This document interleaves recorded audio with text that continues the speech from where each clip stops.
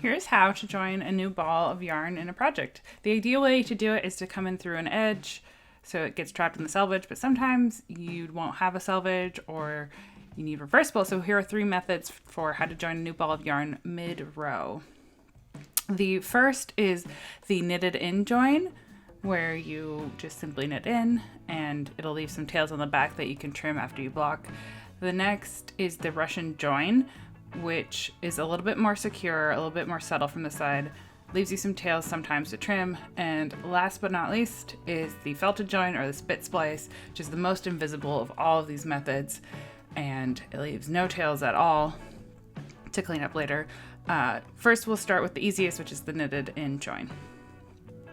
To begin, we're going to just knit with our old yarn to the point where we want to join the next ball. This method doesn't involve any extra tools and it's very beginner friendly. Now we're going to leave a couple inches of tail and pick up our second yarn, and we're going to overlap the tails. I'm going to hold it with my left hand to give tension so I can knit with these two held together.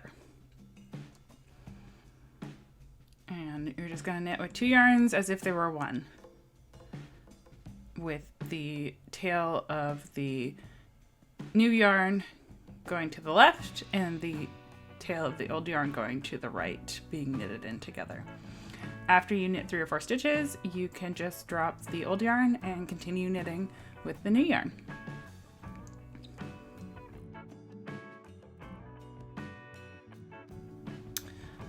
On the return side, we're just going to purl into those double stitches as if they are 1 stitch.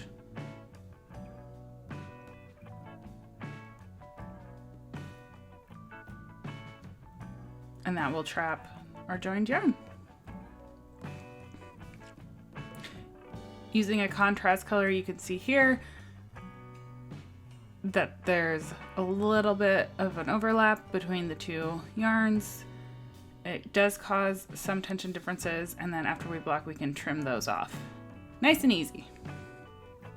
On our swatch where both yarns are done in the same color, you can see some slight thickness where we've done this because there's no compression involved.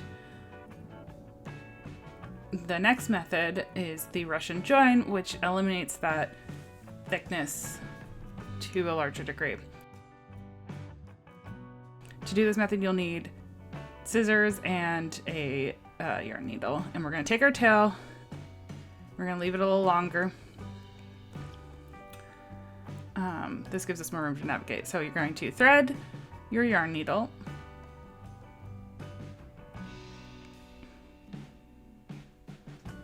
leave a little bit of tail so it doesn't slip free. This is why we want more working yarn space. Now we're going to weave that tip of the needle in and out of the plies, going back towards where it's attached to our knitting.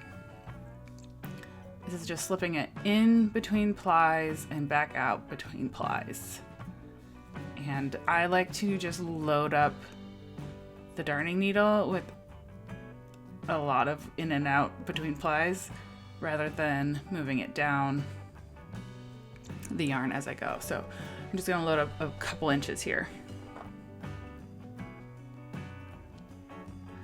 Now I'm going to pull the needle through, but I'm going to pinch the yarn at the top to make sure I maintain a loop as I pull. And sometimes it will get a little sticky. I'm using 100% wool here and it likes to stick to itself a bit.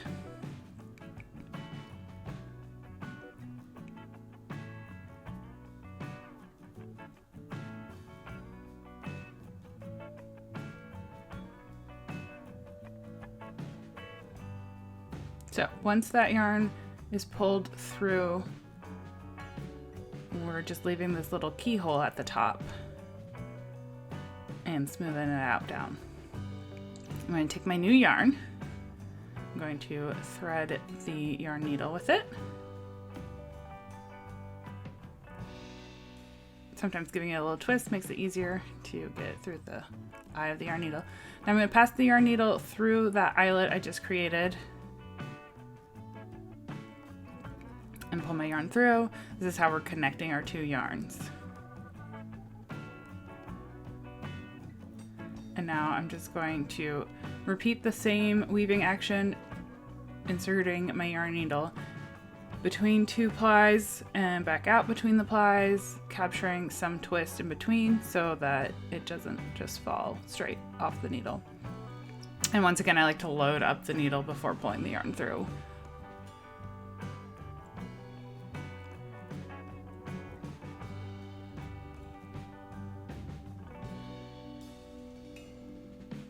I'm gonna do that for a couple inches. Now we pull our yarn through, and this time we don't need to worry about maintaining an eyelet because we've already interlinked these two, so you can just pull it as tight as you want and then adjust the slack. And here we're just going to pull the tail and cinch up that eyelet a little more and smooth it all out. And that joins our yarn, and by weaving in between the plies, we've added strength and compressed down the fibers a bit, so this join won't worm free and it won't be as bulky as the knitted join was. So let's knit with that.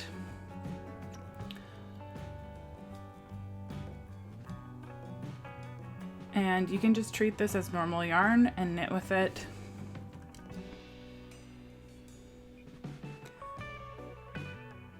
Try to move the ends to the wrong side. We're going to trim those later. You can trim your ends earlier on, but I find it easier to knit the join first and then trim it so you guarantee that they don't pop over to the front. And when you reach them, you can purl or knit them like a normal bit of yarn.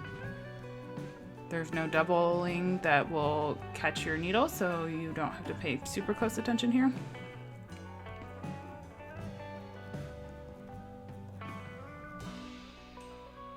And here's what it looks like when you use two colors. There's a very crisp transition because we wove the yarn backwards onto itself. And here it is on a swatch. It's pretty hard to see. There is a slight difference in gauge, but not as dramatic as the knitted join. And then you can just trim those tails whenever you want. That's it. Our final method is the felted join, also known as the spit splice. It only works with feltable fibers like natural wool or alpaca, and to felt it we'll need some moisture and a tail that is a couple inches long. Spit is one of the traditional liquids to use for this, but I'm going to just use water. Spit has enzymes that will speed up this felting process, but water will do the job, no problem at all. So you just want to get them fully damp, but not dripping. And I'm going to lay them across my palms going in opposite directions.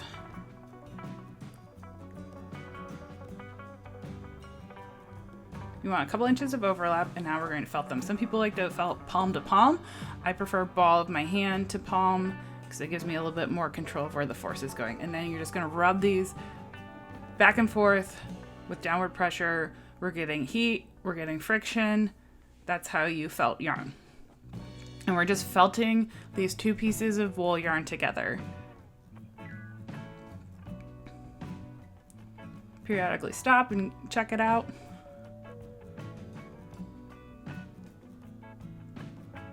And it looks ready. Give it a little tug, make sure it's secure. This is. You do not need it to be incredibly durable. That gentle tug is enough to test. A strong pull might break your felted join, but when we knit it in, like we are right here, it's going to get reinforced similar to the way the knitted join works. So it just needs to be moderately felted.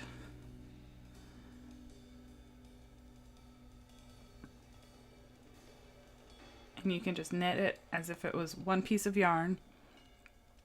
The extra compression from the felting will make it even more subtle than some of the other methods we used. This accidentally ended up on the edge, but you can see here the sort of blended yarns that we've created. And on our swatch here, the join is at the center, and it's very difficult to spot it because the compression through the felting makes it almost invisible. And those are 3 methods to join yarn. Here's one final look at them, and thank you for watching. Like and subscribe for more tutorials.